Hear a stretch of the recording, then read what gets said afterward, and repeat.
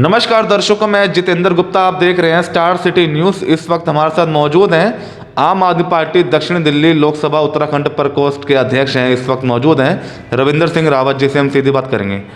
रविंदर जी, आपका स्वागत है सर। मेरा आपसे पहला इंट्रोडक्शन है कि आपका जो राजनीतिक सफ़र जो शुरू हुआ आम आदमी पार्टी में, कब से और कैसे आना हुआ आपका? जी, जब से पार्टी बनी, अन्ना जी के टाइम से जब आंदोलन शुरू हुआ, जब से पार्टी बनी हम तब से इसके मतलब 10 लाख फाउंडर मेंबर्स सोचिए हम लोगों को। ओके। तब से हम पार्टी के अंदर काम। तो सर, आप किस पद पे आप रह चुके हैं आम आदमी पार्टी में? नहीं, जब पार्टी बनी थी तो आदरणीय सिसोदिया जी ने जी सर। मेरे को पूरी साउथ दिल्ली का RW अध्यक्ष बनाया था। ओके। तो मैं तब फर्स्ट टाइम तब मेरी शुरुआत हुई थी। Okay sir. और उसके बाद प्रकोष्ठ बना, उत्तराखंड प्रकोष्ठ। जी सर। तो मुझे पूरी लोकसभा की जिम्मेवारी दी गई, जी सर। जिसको हम ढंग से अभी निर्वहन कर रहे हैं।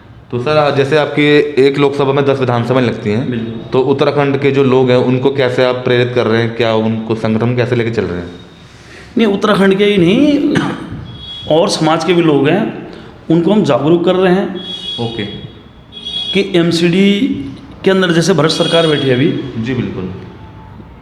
तो इनको किस तरीके से हमें पब्लिक को समझाना है कि हमारे जो केजरीवाल सरकार कितना बढ़िया काम कर रही है। अगर MCD में भी आती है जी सर। तो विकास जो है दोगुना नहीं चौगुना होगा फिर। तो सदस्यता अभियान की जो मुहिम चल रही है सर, जिससे कि लोगों को एक जोड़ने का एक मौका मिल रहा है, तो कितने लोग जुड़ रहे हैं इस पार्टी से? बहुत जुड़ रहे हैं, अब तो अनगिनत है। अब तो बीजेपी जो है, मुझे लगता है कि सेकंड नहीं बल्कि थर्ड नंबर पहुंचेगी इस बार। थर्ड नंबर पहुंचेगी बीजेपी, क्योंकि इनका हर जगह भ्रष्टाचार माहौल। आप ये देखो कि आप इस कैमरे को अगर बाहर भी घुमाओगे तो वहाँ पे देखिए कि गंदगी, एक काम इनको दे रखा खाली, नालियों का। हाँ जी। और सफाई का। दो चीज़ें बिल्कुल। और दोनों चीज़ का बुरा हाल है। पब्लिक को क्या चाहिए? सफाई चाहिए, उसका बुरा हाल है। एजुकेशन जो इनके छोटे मोटे जो 5वीं तक के स्कूल है, इनका बुरा हाल है। हर कोई चाहता है कि केजरीवाल जी की सरकार बने। इसमें भी MCD में भी हमारी सरकार है आम आदमी की, जिससे कि जैसे 12वीं तक के स्कूल, सीनियर सेकेंडरी स्कूल जितने हैं दिल्ली के, उस तरीके से हमारे प्राइमरी स्कूल भी काम करने लगे, बने।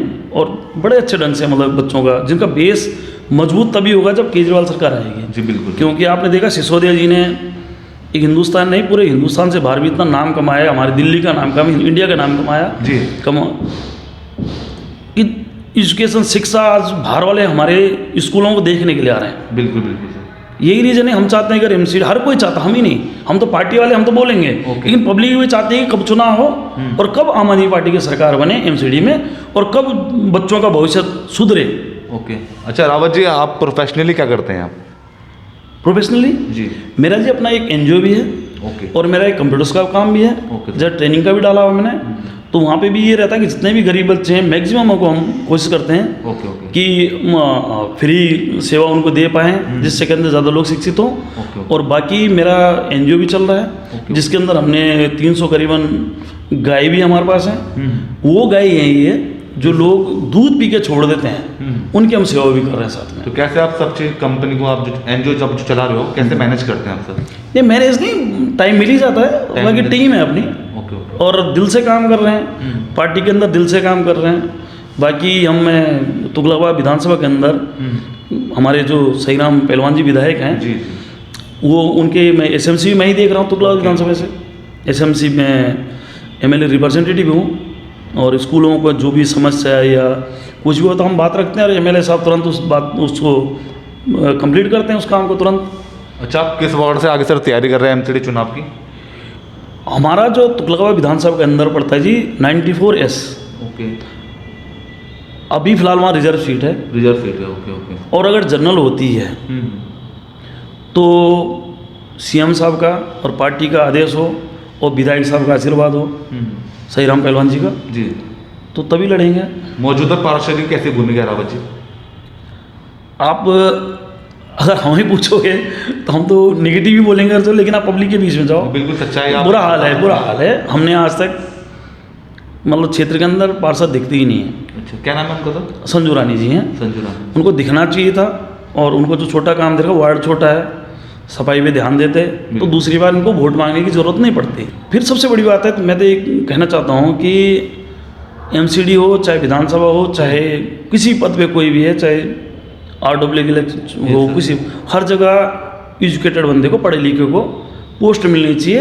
ओके। उसके पीछे ये रीज़न है, क्योंकि ये पता चलना चाहिए कि मैं क्या काम कर सकता हूँ, क्या मेरे राइट्स हैं, Yes. उसको पता ही नहीं है। क्योंकि no knowledge without college, okay. तुम दो फेल नेता बना दोगे। बल्कि इनके लिए क्राइटेरिया होना चाहिए बिल्कुल। कि पहले तो ग्रेजुएट हो, ग्रेजुएट नहीं तो कम से कम ग्रेजुएट हो, नहीं तो कम से कम 5वीं पास तो हो।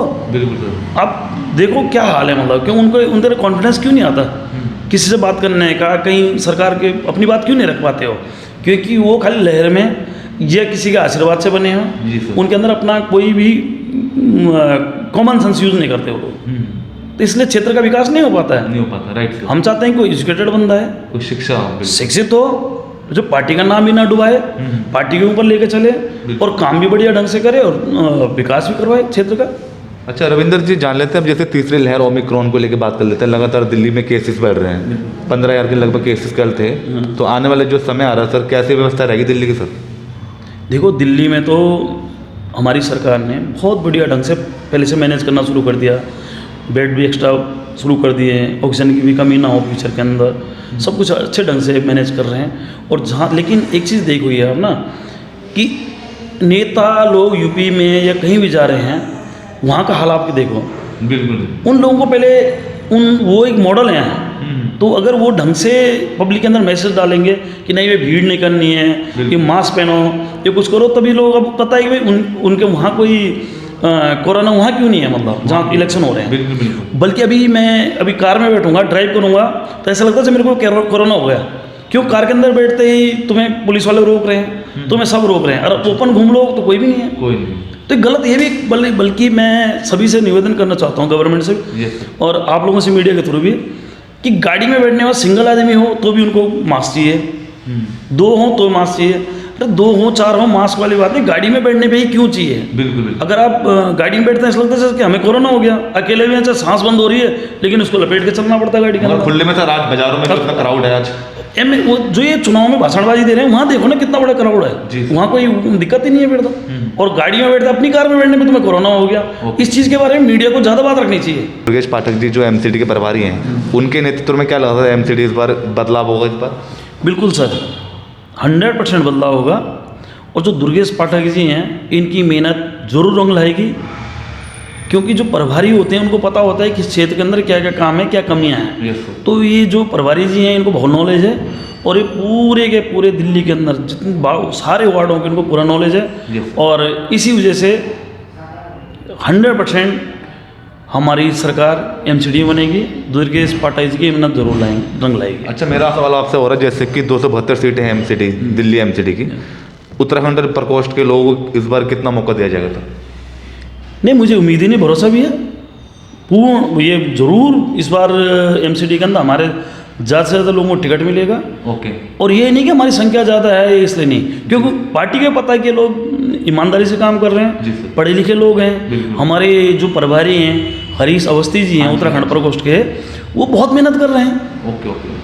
और उनका भी आशीर्वाद है, और उनको जहाँ कमी पेशी है वो भी दूर कर रहे हैं। और हमारे लोगों को नहीं, पब्लिक को जागरूक करने के लिए वो रात दिन काम कर रहे रात दिन हैं। काम। जैसे प्रभारी जी हमारे रात दिन काम कर रहे हैं, Yes, sir. वैसे ही हमारे प्रभारी जी भी काम कर रहे हैं। जैसे हमारे एमसीडी के प्रभारी दुर्गेश पाठक जी Yes. काम कर रहे हैं, सेम उसी पैरेलल पे हमारे प्रभारी जो उत्तराखंड प्रकोष्ठ के हैं हरीश अवस्थी जी, वही बहुत बढ़िया ढंग से काम कर रहे हैं, बहुत मेहनत कर रहे हैं। और इतना अच्छा कल आपस में चल रहा है कि 272 क्या, मतलब ये सोचो कि 100% सीटें हमारी हैं। सरकार के सर 100% हमारी सीटें आएंगी। बीजेपी कांग्रेस ये सब कहीं नहीं है इस बार, कहीं नहीं है, दूर दूर तक नहीं है। धन्यवाद सर। तो ये हमारी सीधी बात रविंदर सिंह रावत जी से, स्टार सिटी के साथ मैं जितेंद्र गुप्ता।